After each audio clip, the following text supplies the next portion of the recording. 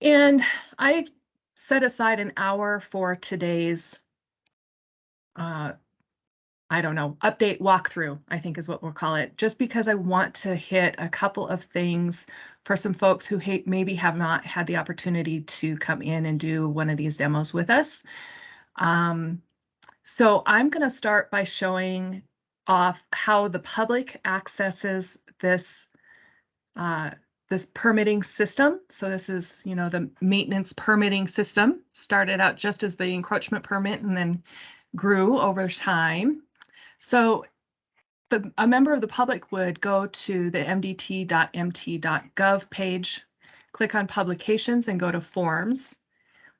And this is an update for everyone, really. We have under the general heading here, we have all of the online applications. Now, all of these links go to the exact same location, but because they're different types of permits and historically we had different forms, this is all just separated out by type of permit, but it all does go to the same location.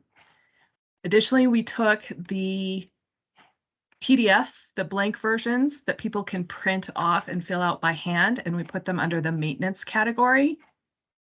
I'm going to strongly recommend everybody encourage the public members to come in and do these directly online. There's a couple of advantages for the citizen to do that. And one of the advantages is they'll build an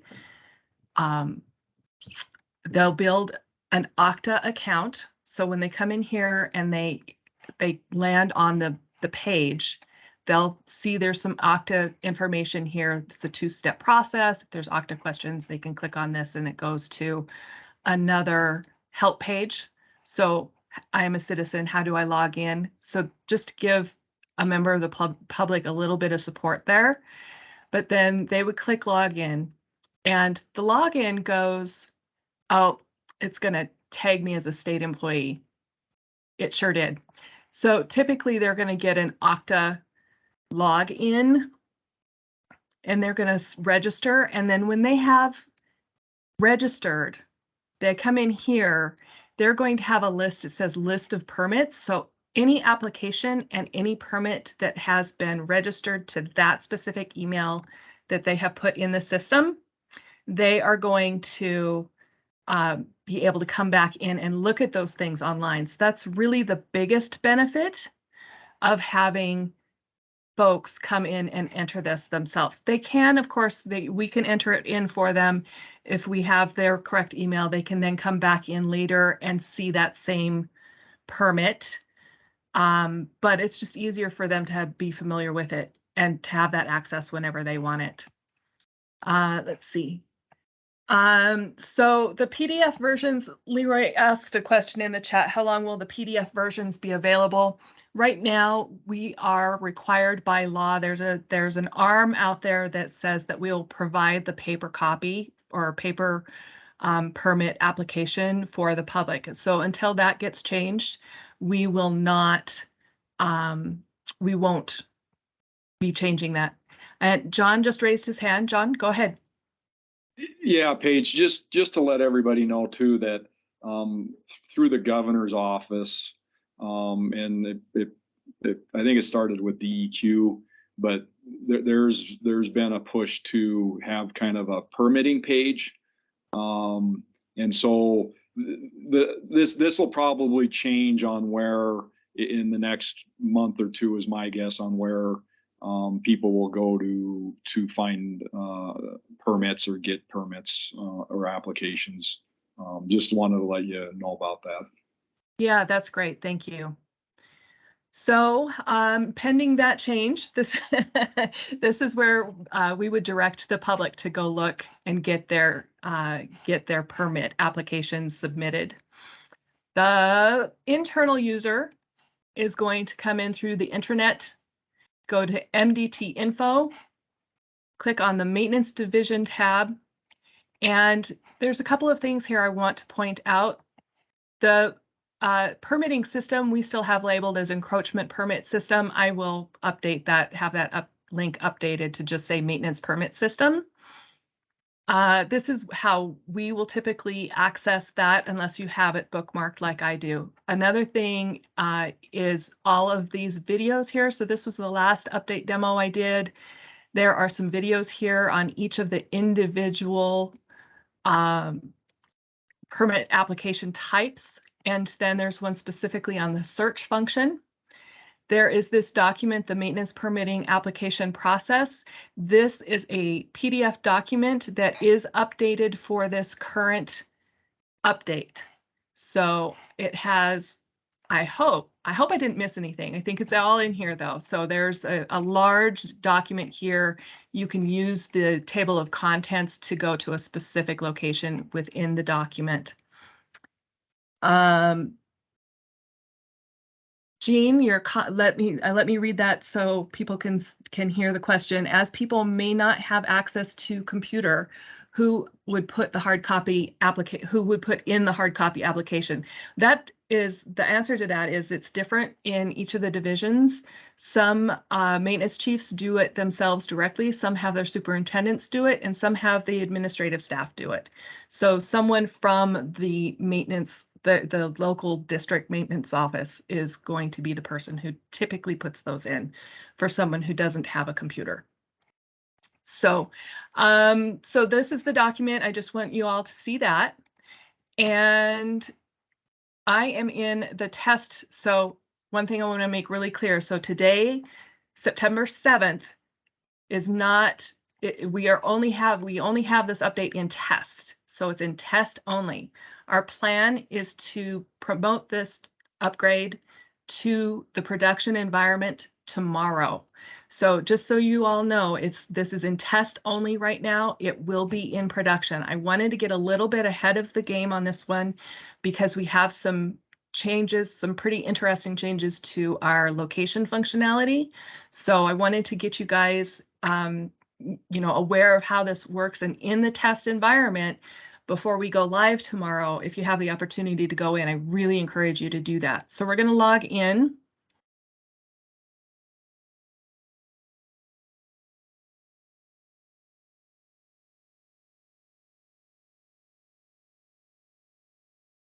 And again, just to point out right here, this little gray box right here says we're in the test environment. So just to double check that. You're going to have permit search and add permit. Some of you will also have zip code search and conditions of permit. This is mostly my list of things over here. So let's click on add permit. We have the 4 different types in here. I'm going to click on encroachment. And so there's a couple of things right off the top that are different that I wanted to point out. We found that the users were thinking that they would hit save and that would be enough. And they didn't realize they actually had to submit the application. So we have some directions up here in the top now that this banner will stay up here at the top. Last name, first name, last name, email, and application date are the 4 fields that are required for a person to hit the save button. You see the save buttons floating down here at the bottom. Once the permit application is complete, the permit must be saved, signed, and submitted.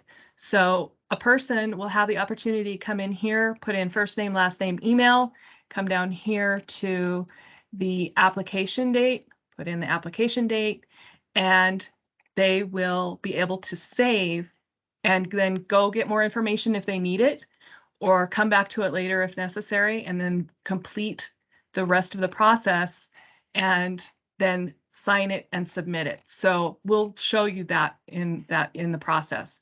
One of the other things we did was I'm going to go ahead and put my name in here. This warning sign pops up when there's a change that's been made to the permit to tell the user you need to come back, you need to be sure to save this change. So it will help people not lose their data that they put in here.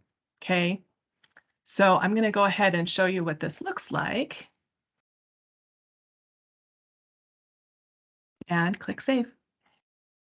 Oh, because I'm an internal user, I have to put this in. So I'm just going to go ahead and put in Butte. And then it comes back up to the top. Now it's saved. Now you can see the application number has been populated. So it's now in the table as an application, but it is not submitted. So no one's going to get any notifications of any kind at this point. External users, the public citizen is still not going to see this corridor roadbed information here. That's going to be only internal users are going to see that. The keyword, we have the route search by keyword. We're all pretty familiar with that at this point. This is a new feature here, pin on map. We can open that up and a Google-based map pops up. And I'm going to pull out of the town a little bit here. I want to show you there's mile markers. So this is an overlay from the Altus database, and the location that is chosen by the user is going to be validated on the Altus database. But this is going to help, I think, a bunch when people are out here trying to figure out where they are on our facility and be able to pick a location to do their permits on. So I just thought I'm really thrilled we were able to get this going. So let's see, let me pick a route. I kind of like pick right. So right here. And it had to think that was the validation that it was going to look at Altus and then set location. And it's going to populate the information based on what Altus has in there as the begin point and end point. Now, this is the segment that is in Altus. It's not necessarily the exact spot of the pin, but it does help people get really close to where they need to be. Now, obviously, it kicked me over onto the interstate, which is fine. We'll just use this data as part of it. This lat long information also is coming in from it's validating on the Google map is validating in Altus. So there's some work there that our developer did in the background to make that populate there, give us a good starting point for where these locations are. I think this is going to reduce a lot of confusion for our users, and it's also going to reduce a lot of phone calls that we'll have to address. So pretty thrilled. Let's see.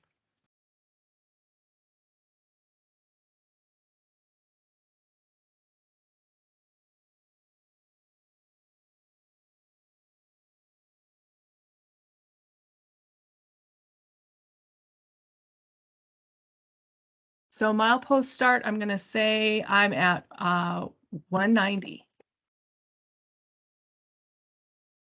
If I have a legal description, I could put one in here. Now, because we've already saved it one time, this alternate contact piece populates. I can hit save again, get my save successful. The warning sign goes away. I am going to point out as I scroll down, you can see that save box and all of these buttons down here are now going to be easily accessible. So that's another feature of this update. We can add our contact. And I'm going to put Mike in here.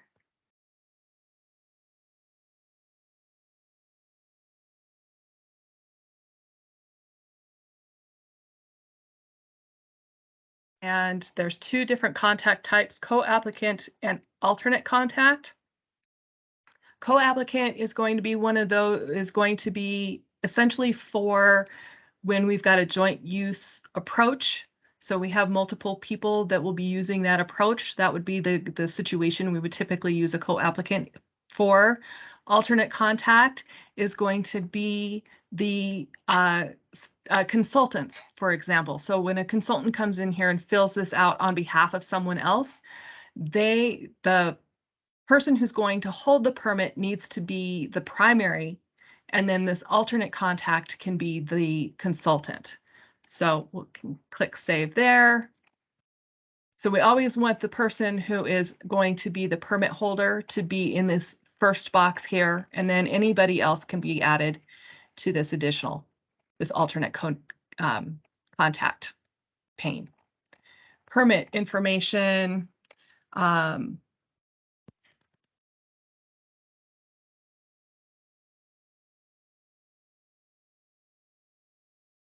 Patient date's already filled out. So this is project scope. This is not a required box, but we'll put in build a retaining wall. And again, the environmental action box here, if this was an encroachment for a spill, that needs to be marked yes, so that this additional information box pops open. And otherwise no. And then the checklist. We did in production, there are all of the questions all the way through 17, 18, and 19 are all in here. I forgot to come back and do it and test, so my apologies, but you'll be able to come into it tomorrow in production and see that well, the environmental checklist is updated in production now, actually. So come in here, and I'm just going to select no. Now, I am going to say if we have any of these that trigger a systems impact review, one of these is marked yes. We want to be sure that we're assigning Leroy Wasoba as the contact for systems impact. And I will show you that here at the bottom. But if any of these trigger that, that is who we are going to be assigning the permit to. All right.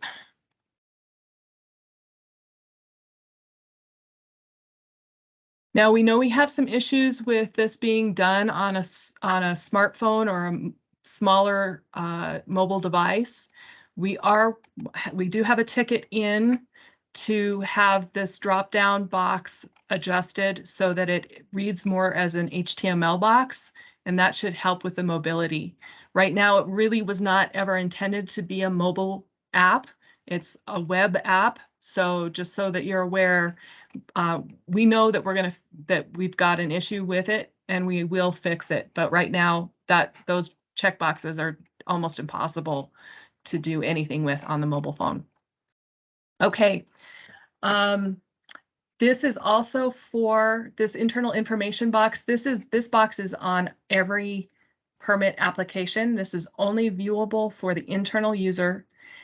There is a new question here. It says, is this a legacy paper permit? So if this was an approach permit that's been in a filing cabinet, or an encroachment permit, or any paper only permit that is a permanent permit and goes into the, is something that we need to propagate into the future as something that would be a light duty activity, or if the administrative staff is super motivated to gain floor space back and get rid of some filing cabinets, this would be the location where they would take a paper permit that is an existing permit that was only ever paper and come in here and enter it into the system, mark this yes, and then if there was any type of permit number or name that was issued at the time that legacy paper permit was issued to the person, that information would be put in here. The system is going to propagate a new permit number, but any kind of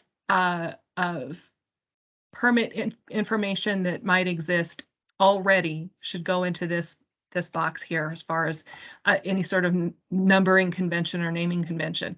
This takes alpha characters as well as numerical characters. So if you used the permit applicant's last name, for example, as a paper permit number, then that can be entered in here. So what then will happen is that will need to be added as an attachment, scanned and uploaded as a permit in the attachment type. So just be aware that that's a new process that we were able to put in here so that we could address some of that historical stuff.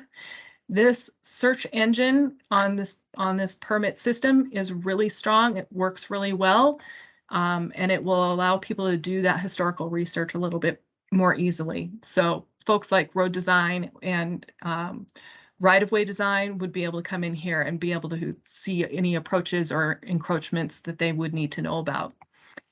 So other part of the process, we want to be sure that we're changing this to pending review. As soon as we see this, you're going to get a notification from the system. So this is maintenance office Butte. I'm going to go ahead and come down in here and save it. And I'm going to sign it. And Jim, you're probably going to get a test email. So we're going to click that sign box. Now I'm going to come in here. I am going to put myself as an MDT district rep on behalf of applicants. So this is the signature type. If indeed you've been handed, a paper permit and you've entered it on behalf of a member of the public, this is your signature type that you put in here, okay? MDT district rep on behalf of applicant. I'm going to put hi, Mike. Let's see. Your question is, sorry, if you have covered this, can the applicant alter the permit after it is submitted? No. At this point in time, the permit applicant cannot make any changes after they click submit.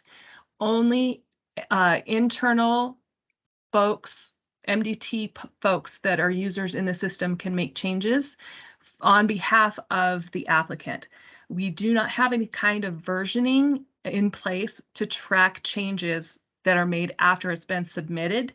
So we need to have the applicant send us an email giving us the authority to make any changes or agree to the changes that we've requested that they agree to. And then they send us any attachments and and we'll upload those, and we will add that email into the attachment folders so that we have that documentation showing that there was something that was not correct initially that was changed, and that the person who has made that application agrees to those changes. So no, at this point, the applicant cannot make any changes to the permit once it's been submitted.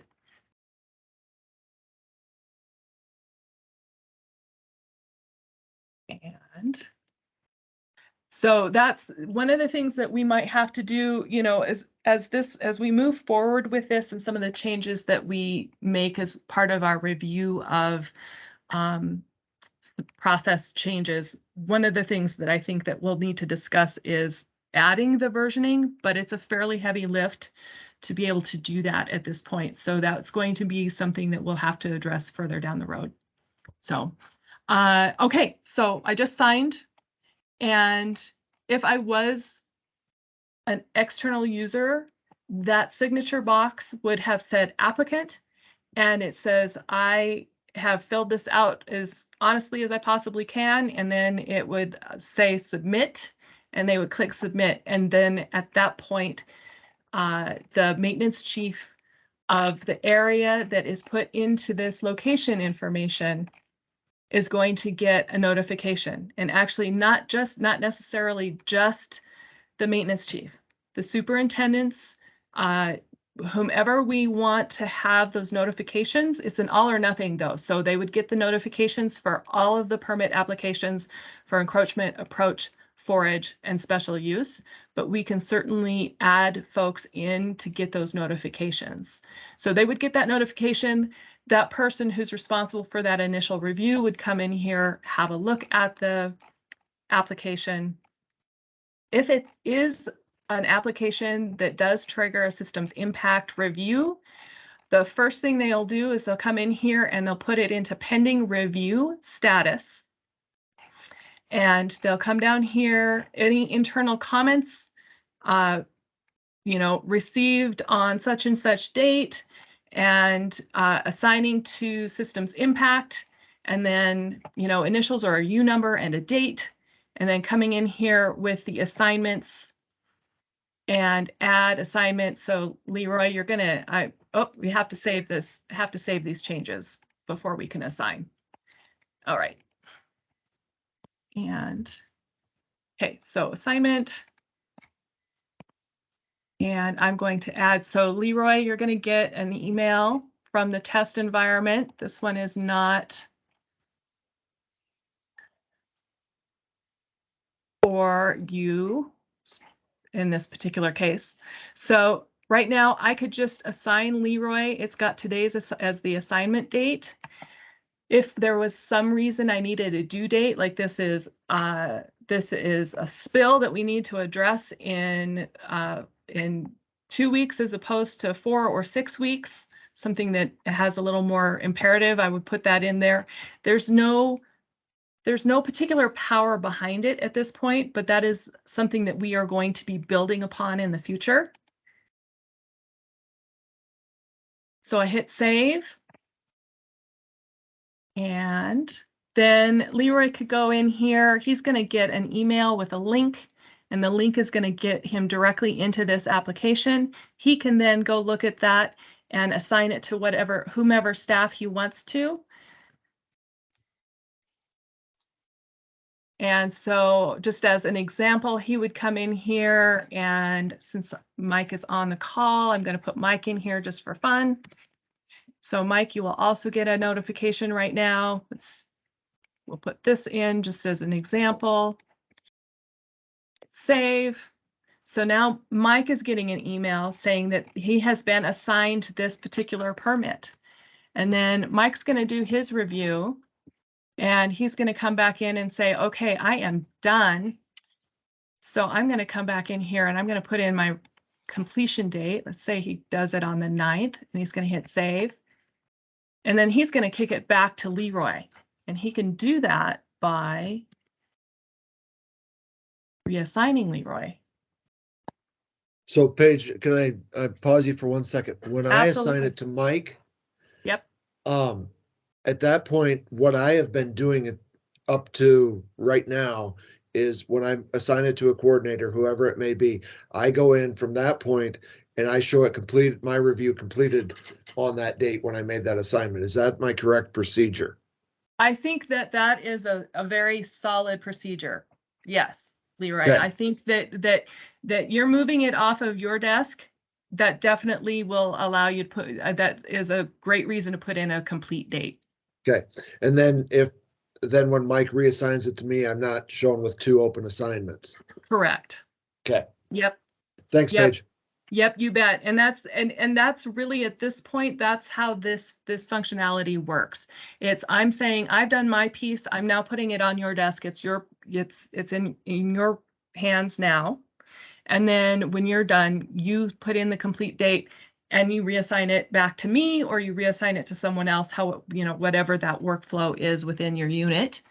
And yes, Leroy, in this case, I think that would work just great. You go in, you're assigned, you assign it to Mike, you put in your review complete, Mike goes and does his review, he puts in his review complete, he reassigns it back to you, and then you could even, once you've done that and done your final signatures or whatever you need to do, Leroy, you would just put in your review complete and then reassign it back to the maintenance chief for their final review. So however, obviously this is not going to take all of the communication. This is not intended to do all of the communication. I'm still hoping that folks are picking up the phone or emailing and keeping in contact that way. But this is just a way for, well, frankly, if we get another email from the governor that says, hey, how long is it taking you all to do this? We can come in here and see where these permits are at in their process. And so it allows us to do some reporting, and it allows us to track where things are, and hopefully will help us keep these permits from falling through any cracks. So that's the goal. Attachments, again, a couple of highlights here. When you go in here, if you have done a legacy permit and you are scanning that permit and putting it into this system, I always like to come into the pictures here because I've got this great picture of my dog. So I'm going to put my picture in here. Now my attachment type is an image, but I wanted to show you here that there is traffic control, right-of-way agreement, proof of insurance. We are requiring proof of insurance for forage permits, and I'll show you that in a little bit. There's a maintenance agreement. There's additional permits, licenses, or easements. So you can come in here and add the application that was, or the original permit, if it's a legacy permit, and put it in here and upload it. so that we have that original permit in the system. And then that will hopefully free up some floor space for everybody. So, Skilly, did I see your hand up? You did. Just quickly, while we just got, we're talking about the assignment. Yes. And one thing I've noticed a number of people doing is, for instance, on question for, in the environmental checklist, question for a 17, 18, and 19, many people Yep. are marking this yes, and they'll put in an attachment that they might be doing a small section of sidewalk, and they'll put in a drawing for the sidewalk or pictures, Mm-hmm. So in this case, I haven't sent it, in realizing that this is what it is. I haven't forwarded it on to Leroy. I just had one recently. Are we okay to do that? Just because, some of these have nothing to, they're not understanding that it's an environmental thing. They're just thinking of it as hey, I do have an attachment, so I'm marking it yes. What are your thoughts about that? Well, Mike, I have a couple of thoughts. My first thought is we are currently working on reviewing the process itself as to what should trigger the systems impact review. And John, if you have more comments you want to make, I certainly would appreciate you chiming in, but we definitely are reviewing that process right now. Yeah, Mike and everybody, use your best judgment for right now. That's my take, and I think that was we had a meeting earlier with Dwayne Cayley, and if it's something that you guys truly feel it doesn't need to go to systems impact, I don't think you need to send it in. We're going to get that fixed, and Doug, along with planning folks and environmental, are all on a committee to change the process and get things more streamlined and actually get the stuff that needs to go to systems impact and environmental.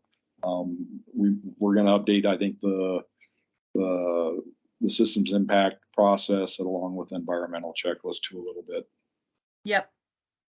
And that was the sense that I got as well, was that Kaylee really would appreciate us to engage in that a little bit, for sure. Yeah, I just wanted to double check on that to make sure. So, okay, thank you. Absolutely. So, okay, so that is ultimately the functionality of this is encroachment. Also, one other thing I do want to point out is if an external user, the public user, uploads an attachment, it's automatically going to have an external visibility. If it's an internal person who is uploading attachments, then and if they want the public user to see that, they need to get in here and change that so that it does say external. Internal users' attachments will only have internal visibility as a default. And sort of the opposite is true when the public person is adding those attachments. It will automatically have the external as the default. So this maybe is more specifically pointed towards anybody who's uploading this information on behalf of the public. So if we have one of those blank documents or blank applications that somebody's filled out by hand where they send it into us or brought it into us to put into the system, then it will automatically be internal. You'll need to set that as external. Likewise for environmental and systems impact, if you guys are uploading attachments and you want it to be part of the what the public user sees, you'll need to be sure that you're setting this visibility to external so that they can see it. Okay, so I've got a couple of hands. Let's see, Mike, and it looks like Justin. Yeah, good morning, Paige. Good morning. Good stuff. So my question goes back to kind of the beginning. We're pushing everybody towards this electronic system if and when they're able to. If they actually come in an area office Has that functionality been tested? And a couple of the potential barriers that I would anticipate is the initial login, just the credentials to log in from a state device, and then potentially when they're setting up the Okta account and they use a personal email, just called a Gmail account. I believe our network blocks access to that. So have we uncovered any potential issues with that? That's an interesting question. I don't know that we've tested. So I'm just thinking through the process. We have had a QA/QC tester who has been testing as an external user on a state network. So there is let me do this. Let me come back here. If I go into prod and I click login, it's probably going to auto log me in, but it will ask me to choose. Yeah, let me pick a different browser real quick. Let's see what that looks like. I'm going to make sure that. And I didn't want to monopolize our time today, Paige. If that has been sorted out, great. I would just appreciate the guidance, to get into the guest account and sort of the play-by-play instructions to make that happen. Yep, absolutely. Thank you so much. Yep, we'll double check and make sure that it's working. I think that it does cue them to log in either from the state or with a private. So I just want to see if I got that cleared. Page on network users. Yeah. That are all of our accounts, our U accounts are in Active Directory. So that's what that's what ITSD has it defaulting to as our internal accounts. Yep. I added a link in the chat that you can click on if you're on network to log in on network as an external user. Great. External users don't see the same login that we see when we're on the network. Right. So when we have, this is, I'm going to put that in here. Yeah, so this is what the public will see when they are logging in off network. But I think the question, Jeff, and this is something we'll have to talk about later, is if the public is coming in and we are having them enter on the computer. And that's an interesting use case, Justin, because I think that having a publicly available computer for them to enter their own information in is an interesting idea. So, yeah, I'm sorry, I'm not speaking in full sentences because my brain is running, but I will definitely follow up with that for sure. Okay, do we have any other questions while we're here?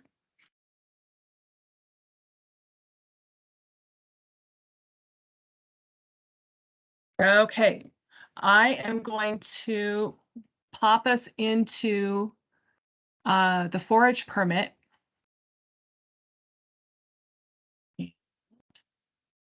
I think I did. Yes, I did. Okay, so oops. Let's go.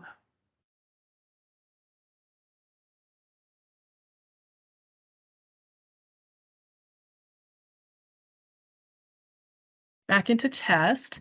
Now I'm going to encourage everybody to get into test to play with the mapping especially.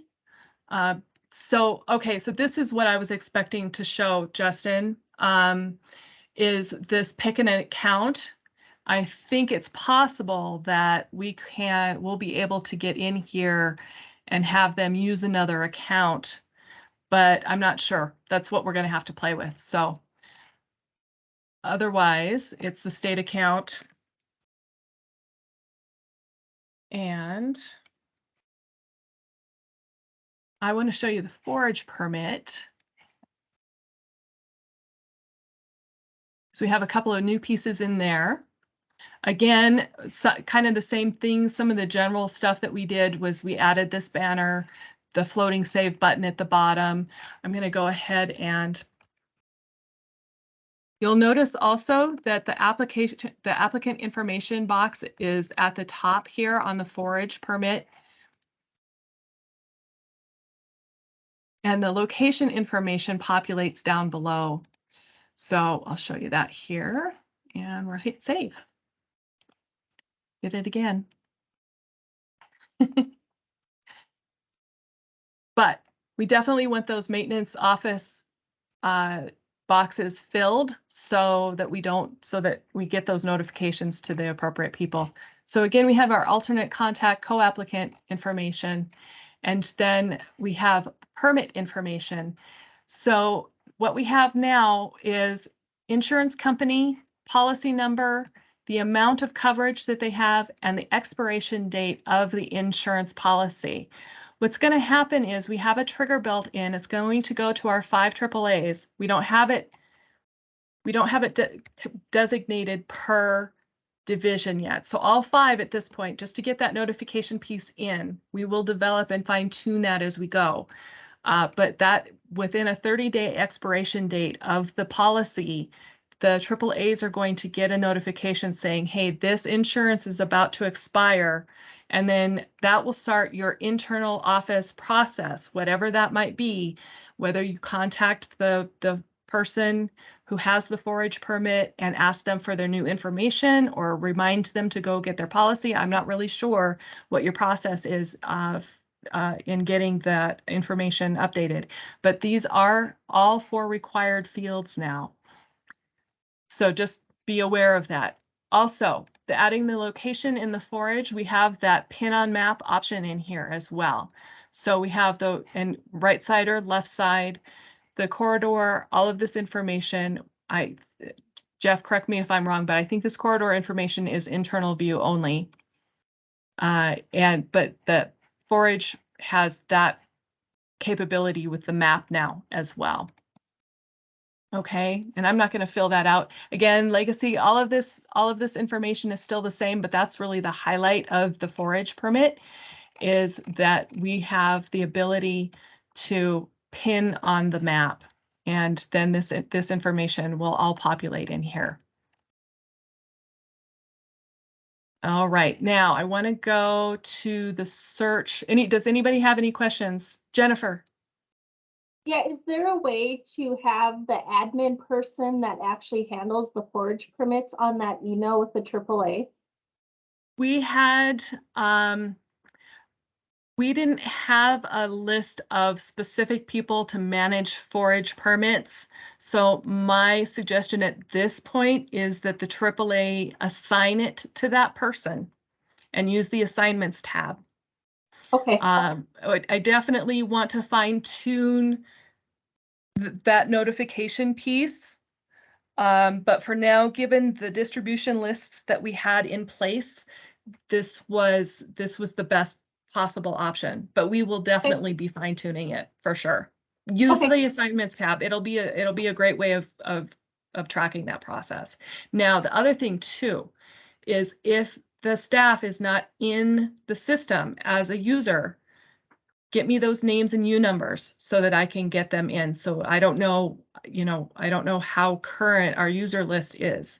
So I will give them access to test and to production and get them in there using the system. So, and that goes for everybody. If you have staff that needs to be in the system, please send me U numbers and I'll get everybody in. Okay, permit search. So a couple of things have been added. As you know, we have that application number. And again, I'm going to remind you, application numbers are not the same as permit numbers. Application numbers do not coincide with permit numbers because there are many more applications that have ever been submitted than there are permits that have been issued. So that those numbers are not the same. So application number is one thing, permit number is another thing, and then we also have legacy permit number, which is also searchable. So once those start getting populated, once we get those historical permits put into the system, we will be able to search on that. Now, I'm going to caution you that this search function is very powerful, but it's the most powerful if you only use one parameter. So if you have an application number, just use the application number. If you have the permit number, just use the permit number. The permit type sometimes can give you a null response, like you'll get nothing back in your search.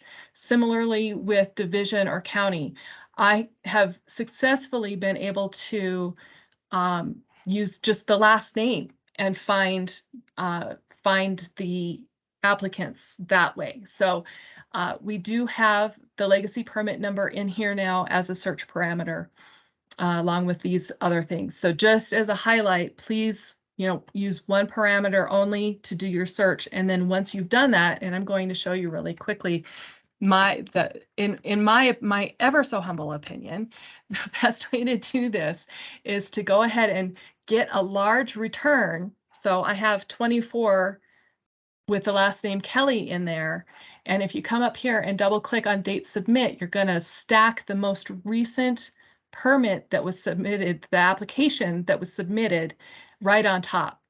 And so that is one of the search, it's a sorting parameter that will allow us to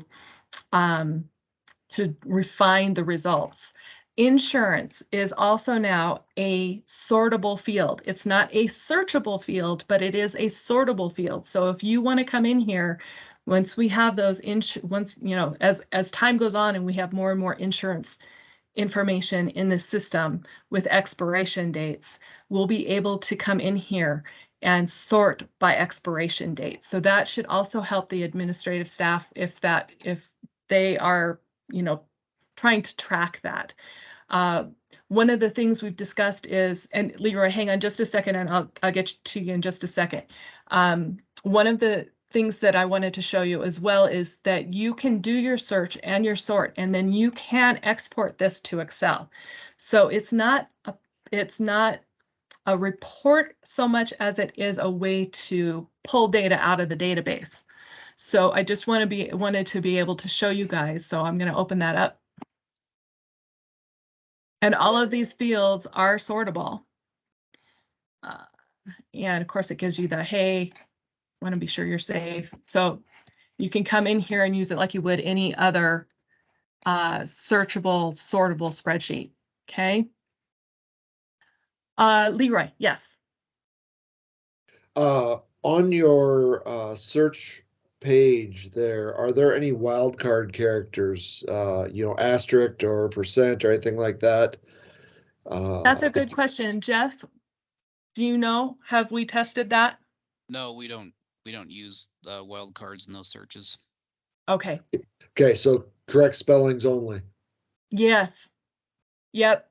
Which is part of the reason why I'm definitely encouraging only using one search parameter, because that will give you more results and then you can fine tune from there.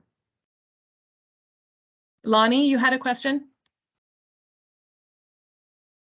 I did. It's once we get a permit or an application number and it gets issued into a permit number, will we still be able to search the application number Yes. for the permit? Okay, so Yep. they'll never go away. It'll always be Correct. on that permit. Yep. Okay. Yep. Thank you. Yep. Good question. Thank you. So yes, it is searchable. So the permit number is here. We don't necessarily return the approach permit. I'm sorry, the application number in the search, but you can search on application number. So, again, sort of different parameters for the searching function and then your sorting function. These are all great questions. Anybody else?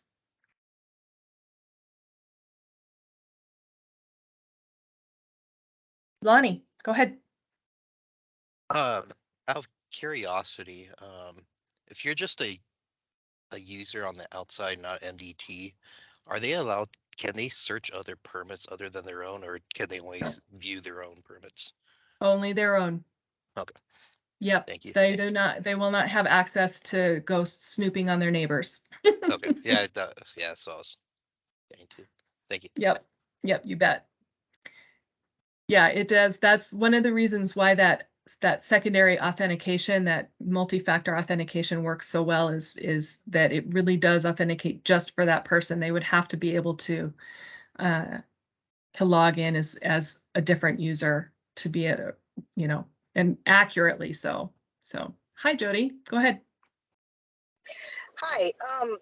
So would there be a way you could pull up the issued permits and then be able, because of the legacy system, to pull up whether it's permanent or temporary and do a search on that so we can expire all those ones that are temporary?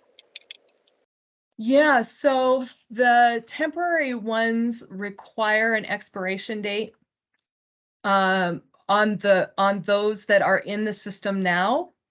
I am currently not recommending that people put in temporary legacy permits, only permanent ones. The temporary ones that are legacy permits they're expired. They don't, you know, they would then fall into the retention guidelines by the records management folks. Okay, so when they loaded all the legacy stuff, they didn't load the temporaries. Well, so the legacy stuff is only ever going to be paper, and that's only going to be done as administrative staff has time and motivation. So anything from the old Oracle system is still going to be in here because it was in the database in the first place.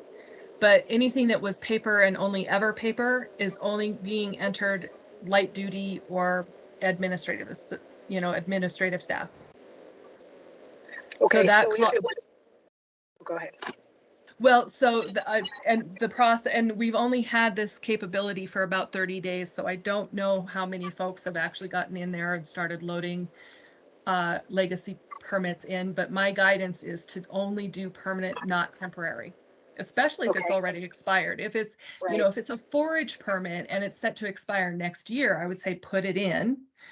But if it's a special event that still happens to be in the filing cabinet and it was an event from 3 years ago, there's no reason to put it in there.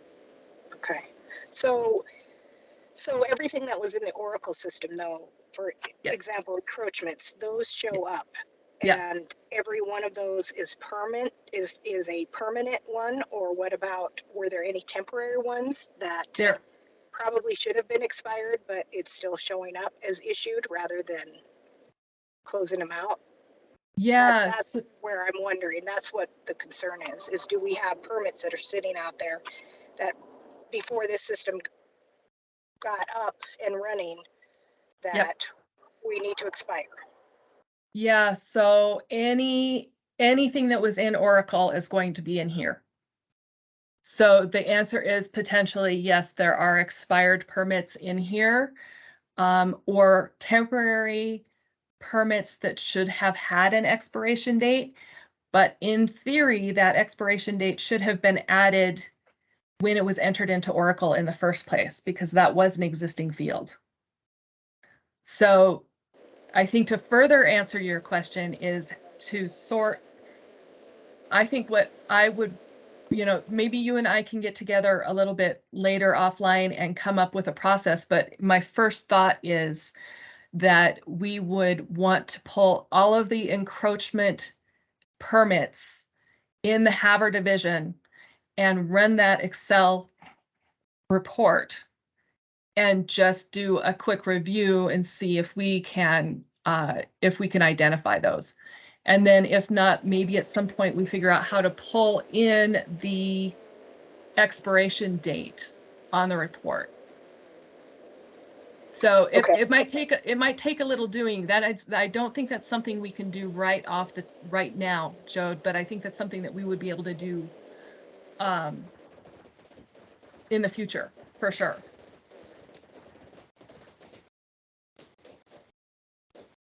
Okay. Okay. And so then if I have a permit that I've issued that, let's say it expires, I'm sorry, say that one more time. We're a little jumbled.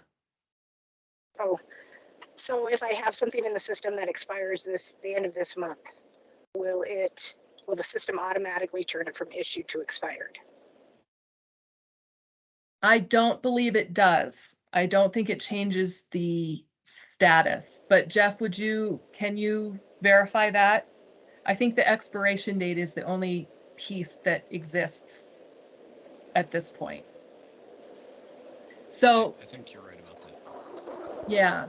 And so Jody, one of the things that we're going to do in the future that we have is to review that expiration process and the expiration date to send out a notification to the maintenance chiefs that a specific permit is going to expire in like 10 days. So there is further functionality that we are looking at right now. So that is definitely something worth reviewing. Perfect. Okay. Great. Thank you very much. Good questions. I'm taking notes.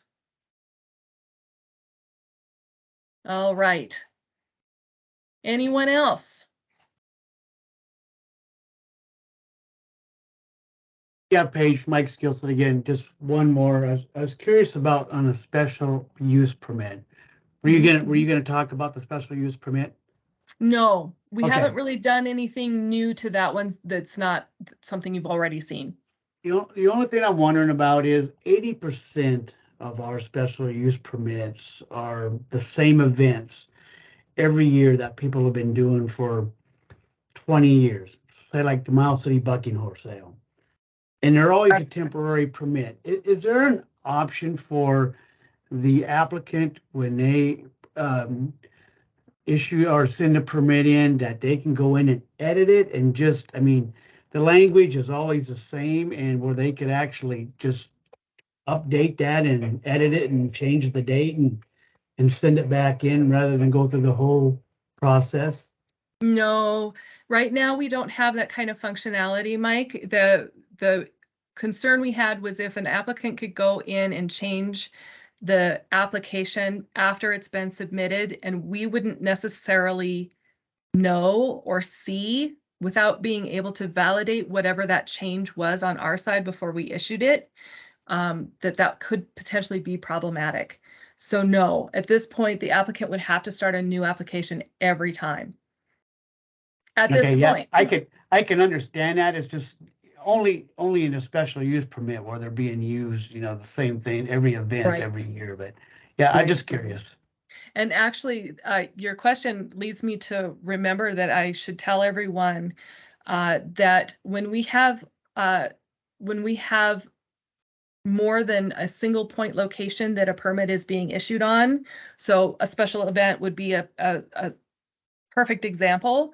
There would be a beginning point and an end point of their route. The mapping system supports one point only. So same with the forage permits. So we want to give guidance to the public that they should include the begin point and then, document in their mileposts how long that is. So what their end point is, but the map itself only will pinpoint one location. So we're going to want people to use the begin point on that. So I hope that made sense. Lonnie. I guess I could kind of piggyback off because that was my question about was it also have an option for a secondary location? Like for example, we had a sidewalk repair that was on a corner and one part of the sidewalk was on one part of the street and the other one was on the another street. And they had to submit two separate permits for the same job instead of just having one permit that had, both of those locations in the permit. So Yeah. Yep. At this point, the answer is yes. That is the process. But as we continue to go down the road, we're working on making this more powerful all the time. So yes, the begin point on the system is the only point that the map can do. So yeah, secondary locations on encroachments and approaches is not available at this point. It is on forage, but yeah. thank you. Okay. Yep, you bet. All right, you guys, it's 10:30. We took up the whole hour. So let me know, get into test. Let me know if you come across anything or you have any questions. Right now, like I said, on the maintenance page, the document here is updated.